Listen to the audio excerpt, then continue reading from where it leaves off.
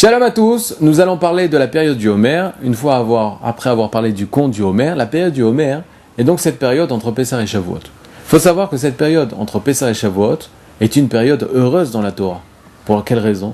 Baruch Hashem, nous quittons les 49e degrés d'impureté et nous nous élevons vers la fête de Shavuot. Dans 49 jours, dans 50 jours, nous allons recevoir la Torah, dans 49 jours, dans 48 jours, etc., etc. Et chaque étape est marquée par le conte du Homer en disant nous sommes le premier jour, deuxième, troisième, nous savons que le 50e jour nous allons recevoir la Torah.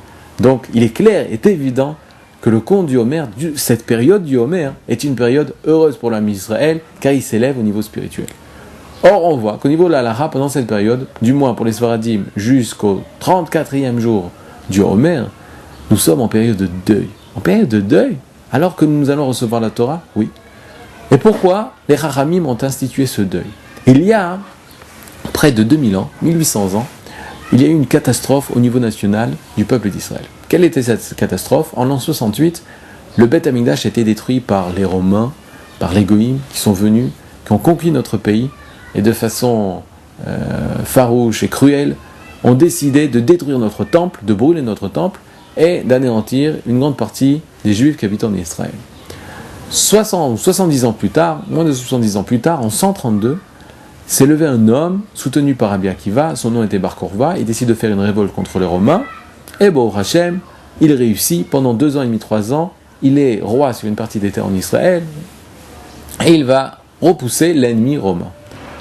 Or, au bout de ces 2 ans et demi, 3 ans, l'Empire romain, réarmé, renforcé par 8 légions romaines qui arrivent, qui débarquent en Israël, écrase la révolte de Bar Korba. 7 légions romaines sont déracinées, totalement écrasées par Bar Korba. La dernière légion, malheureusement, repoussera la révolte et tuera tous les soldats de Bar Korba. Cette période est la période de la défaite du Ham Israël. Alors que nous n'aurions plus rêvé de récupérer notre État, notre souveraineté, notre royauté, de reconstruire le Beth Amikdash, ce rêve s'est totalement écroulé. Et nous avons donc dû commencer un dur exil de 2000 ans.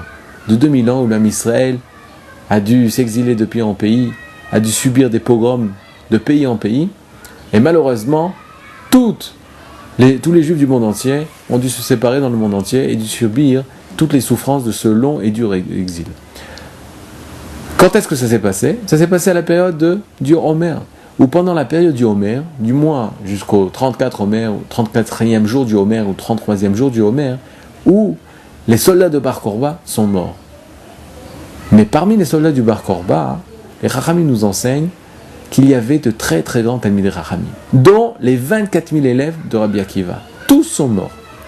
Et les Chachamim ont institué, en signe de deuil national, pour marquer la mort des 24 000 grands Talmidei Chachamim de l'époque, élèves de Rabbi Akiva, ont décidé de marquer cette période par des lois de deuil. Les lois de deuil sont moins marquées que les 3 semaines qui séparent entre le 17 Tammuz et le 9 Av.